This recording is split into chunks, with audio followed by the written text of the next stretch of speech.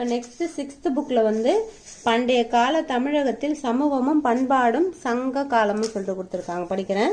சேரன் செங்குட்டுவன் குறித்த கூற்றுகளை தவறானது தேர்ந்தெடுக்க சொல்றாங்க. ஆன்சர் வந்து தவறானது எதுனா இளங்கோவடிகள் சேரன் செங்குட்டுவனின் அண்ணன் ஆவார் சொல்றாங்க.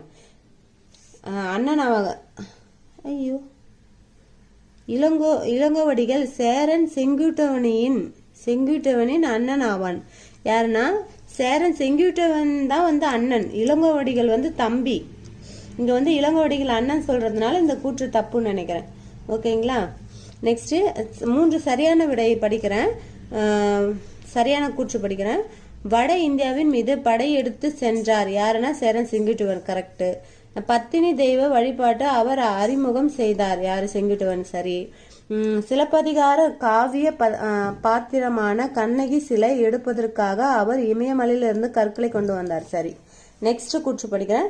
தன்னை எதிர்த்த சேரர் பாண்டியர் மற்றும் அவர்களை ஆதரித்த 11 வேளர் தலைவர்களின் கூட்டுப்படையை தஞ்சாவூர் பகுதியில் உள்ள வெண்ணி என்னும் சிற்றூரில் தோற்கடித்தவர் யாருன்னு கேட்கிறாங்க. ஆன்சர் வந்து கரிகால் வளவன் தான் தோற்கடித்தார்.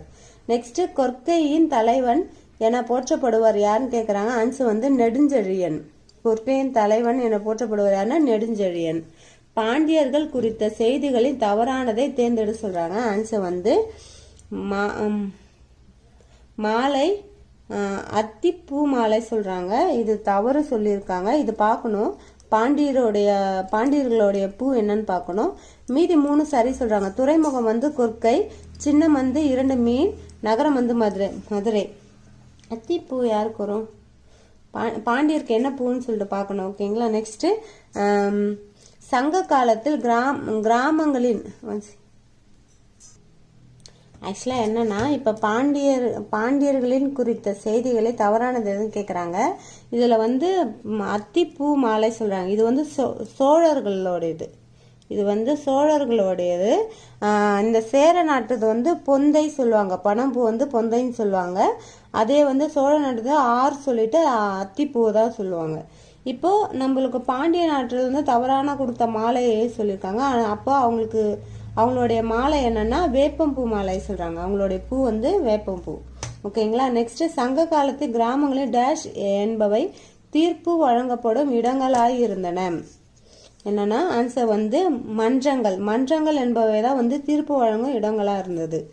குறிஞ்சி திணை குறித்த கூற்றுகளை தவறானது எதுன்னு கேக்குறாங்க. ஆன்சர் வந்து மக்கள் வந்து மறத்தியர் சொல்றாங்க.